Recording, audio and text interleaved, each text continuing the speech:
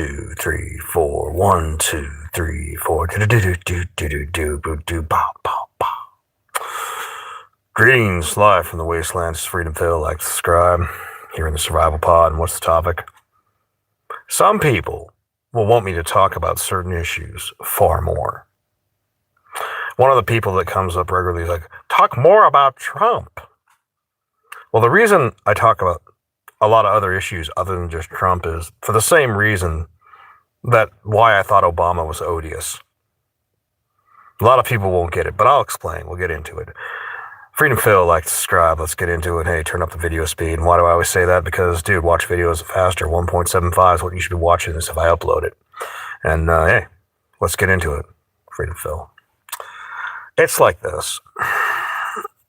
I remember the Obama era clear as day. I remember when the reporters, it didn't matter what he did wrong. And you saw this kind of similar during the Biden era. Like, they could say, what about Fox News? Yeah, Fox News, the false protest over there. Like, you have one channel and maybe a couple other side channels like InfoWars or a few others that are the resistance against the vast media apparatus. I watched during the Obama era those reporters basically huff his farts constantly. Okay? It got so bad that I imagined at times they had to go to the source. These would be like flies. These journalist flies would be swarming over a pile of shit. If Obama dropped a dump, they were eating it. Got to the point, at some points, it seemed like Obama had to swat him off his ass because they were trying to suck the shit directly from the source. You know, and people are like, that's kind of a very vivid example. Yes, it is. But make no mistake, I see the same behavior among conservatives when it comes to Trump. See, I'm a laid-back libertarian. I just want people to take less of my money and have less intrusion into my life. I'm old-school libertarian, not the fucking new fag shit where it's just a bunch of people who want to do drugs and, you know, somebody else pay taxes while I collect welfare. Yeah, there's a lot of fake, like the word, they take the moniker of what you believe and they smear their shit on it. You know, and I know a lot of people say, well, libertarians, you know, total libertarian. Oh, I don't give a fuck. I don't want to have this argument with conservatives. Look, at your core, a lot of what I believe is what you believe. I just don't think I should be telling, you know, some woman, like, I think abortion is pretty abhorrent. But on the flip side, I think someone having a kid or a drug-addled baby because your mother was on fucking whatever is pretty horrible. I think trying to tell people that what they should worship and how they should live their lives is just shit. And by the way, a lot of conservatives used to do that.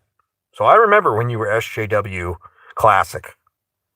Now we have SJW, the modern version, 2.0 or whatever version. So when people say, why aren't you just conservative? That's why. Because I remember the authoritarianism on your side. But then we get to the modern era, and now the new authoritarians, which I've always thought would make an awesome name for a punk band, the new authoritarians. I swear to God. So now my enemy is clear on this side. Not that I haven't forgotten the previous flank, the previous side, but I can see this side over here. And just because I think a lot of what the left does is odious doesn't mean I'm going to sit there and do the Obama treatment for Trump. I'm not going to sit there and huff fucking Obama's farts. Just like I'm not going to huff fucking Trump's farts. I'm not going to sit there and tell you how great Trump is 24/7. Not everything he does is awesome. Some of it's just mediocre. I mean, I'm sorry, Trump has been so bombastic for so long that, yeah, it's still kind of like, hey, that's our president. You know, you look at it. At first, it was like, whoa, he said that. Or, you know, he does something. And he does occasionally do some things that are pretty fucking awesome. Like, I think taking out the Venezuelan president, yeah, hey, fuck it. Instead of having a whole ass war, we just went in and got the guy. And I'm hoping they do the same thing with Iran. I hope we finally just fucking take care of that problem and let the fucking Middle East heal. I think Trump has done a lot of great things. But I'm not going to do the Obama treatment and sit there huffing his farts 24/7 like a lot of content producers do. There's so many other issues I'm more interested in. I mean, some of the things I'm interested in are like weird science crap and, you know, home building techniques or, hey, it's gardening thing that, or gaming. Like, I'm not going to turn my entire fucking channel into a one trick pony. You know, you see gamers that are like that. They're like really, they're pretty extreme. They're like professional gamers. But once the game starts fading away and the player base starts fading away, if they try to leave what they're doing, they lose their other player base. Now, I'd rather have a smaller base, but I'd rather people actually enjoy what I make because I'm making what I'm making. Some wins, some losses, whatever. But just constantly going on and on and on about politics or Trump or the other side bad. That shit's nauseating. It is. It's fucking nauseating. It's like what I see with Hassan Piker. His entire persona is bitching about the right, bitching about America. You know, pretending that he gives a shit about socialism while he lives in a fucking mansion. You know, that he's literally the example of the champagne socialist.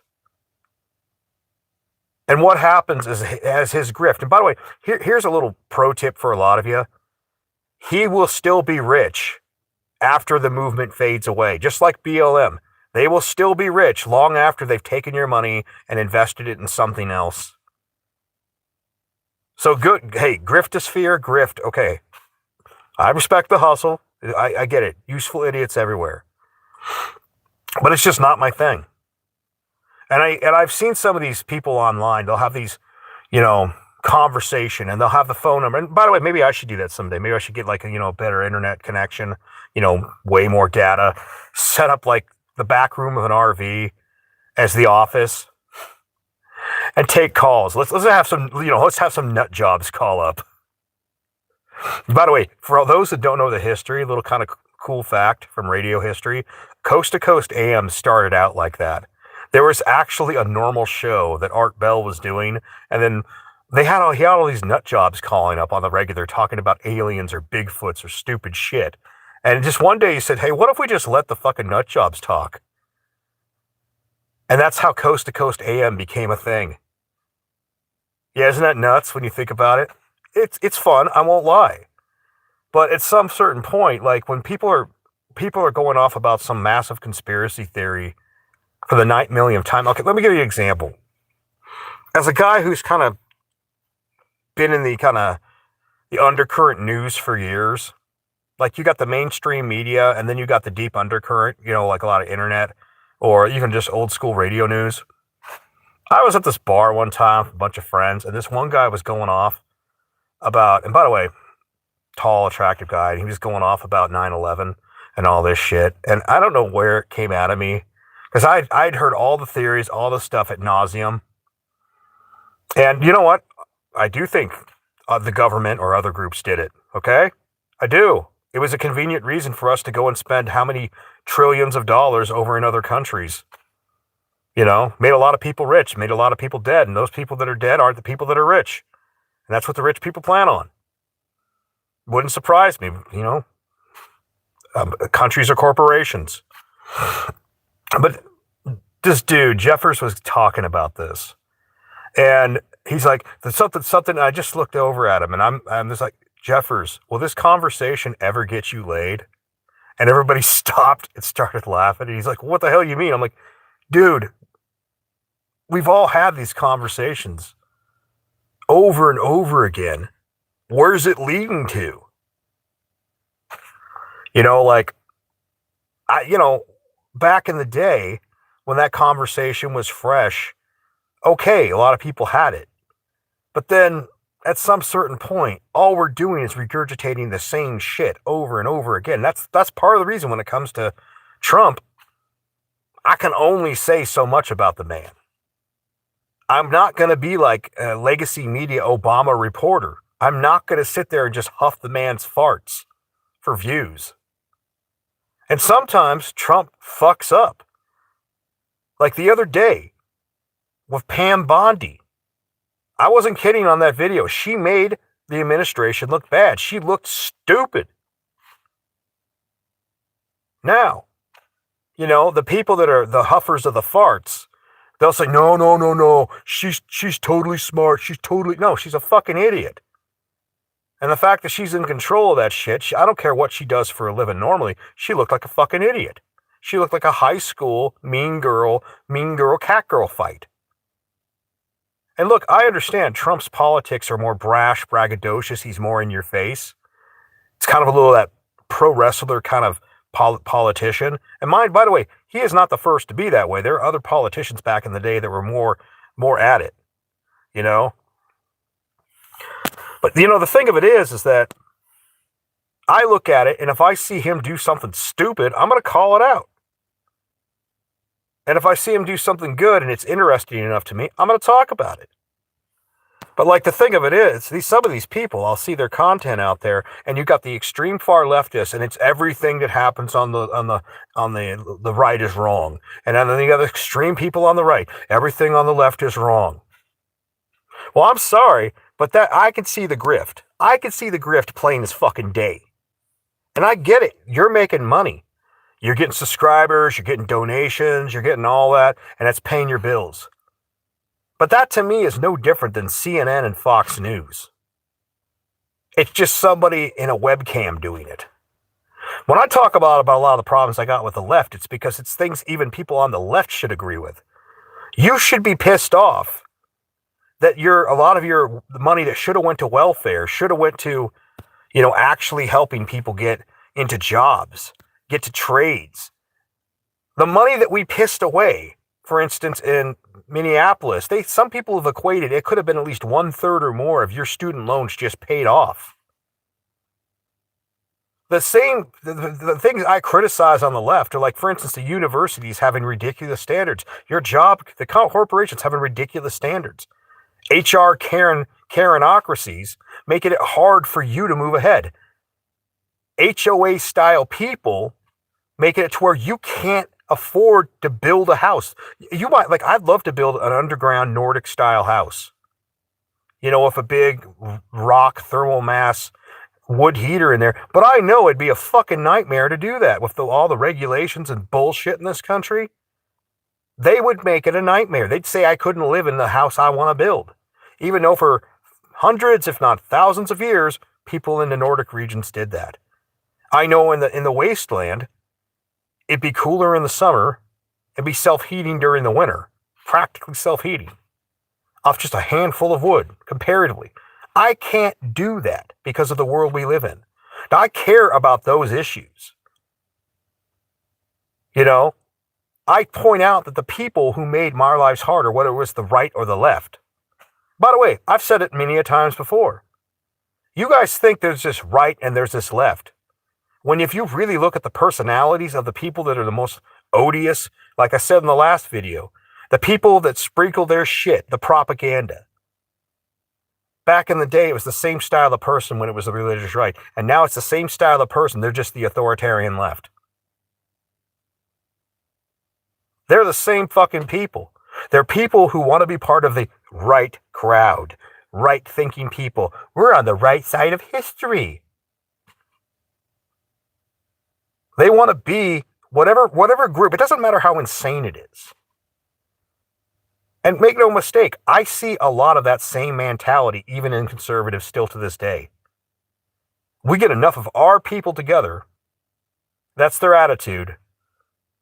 We can influence all of it. And you know what? They're right. Because most people will just go along to get along.